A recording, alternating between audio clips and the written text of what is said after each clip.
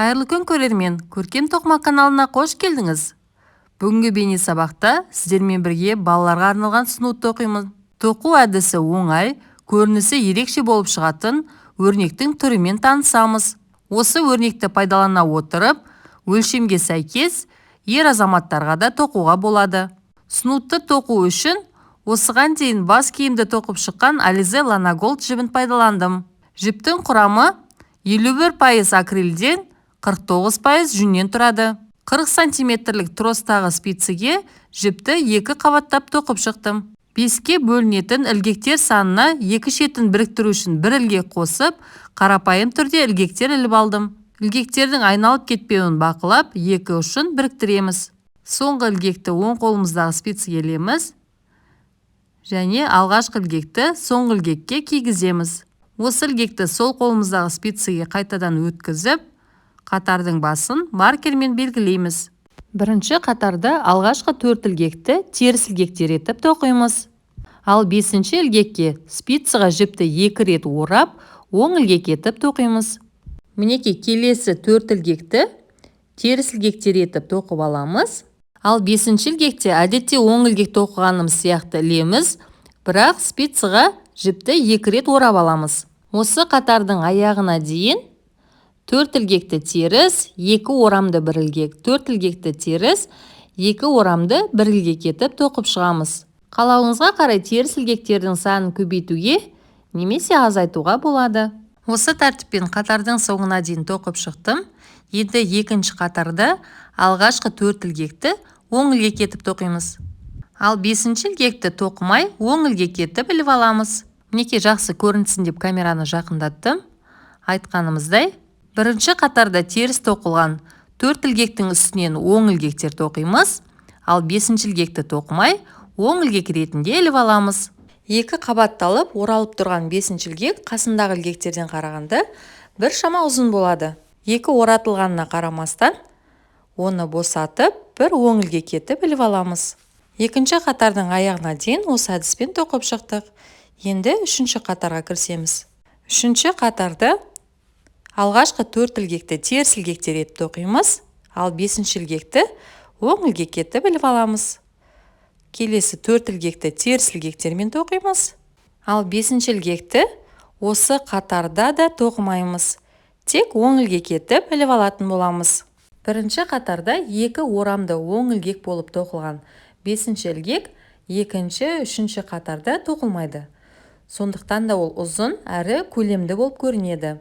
Ал арасындағы 4 ілгекті тақ санды қатарларда теріс ілгектермен, жұп санды қатарларда оң ілгектермен тоқимыз. Айтылған әдіспен 3-ші қатардың соңына дейін тоқып шығамыз. Мінекей 4-ші қатарды бастаймыз. 4-ші қатарда алғашқы 4 ілгекті оң ілгектермен тоқимыз. Себебі 3-ші қатарды теріс ілгектермен тоққан болатынбыз. Ал 5-ші ілгекті бірінші қатардағыдай 2 орамды оң ілгек етіп тоқимыз. Мінекей 4 ілгекті қарапайым оң ілгектермен, ал 5-ші ілгекті 2 орамды оң ілгек етіп тоқимыз.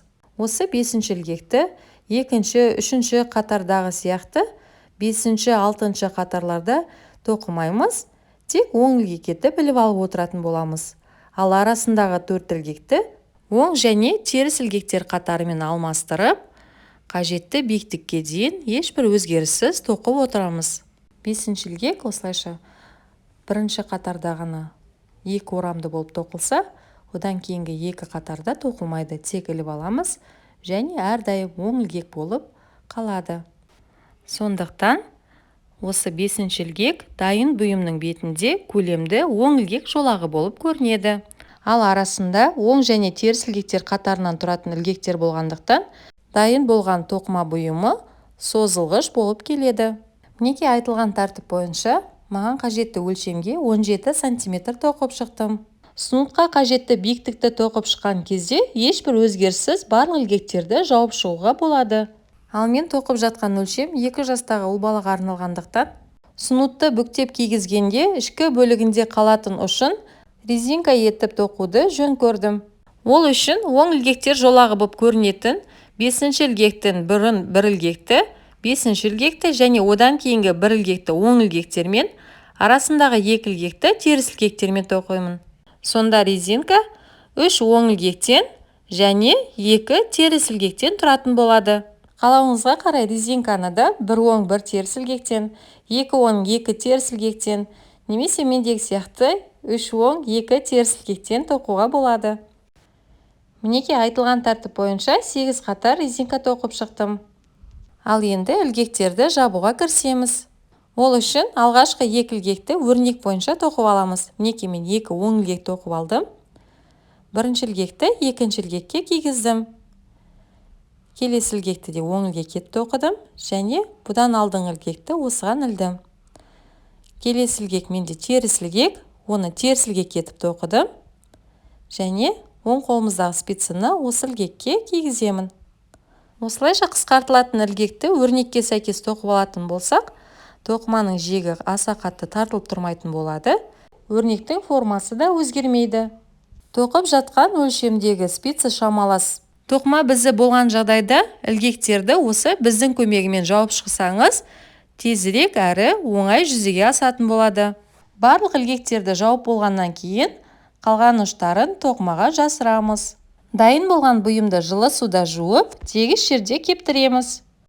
Мінекей сіздермен бірге тоқыған көрінісі әдемі, тоқуға жеңіл, сынудымыз осымен дайын.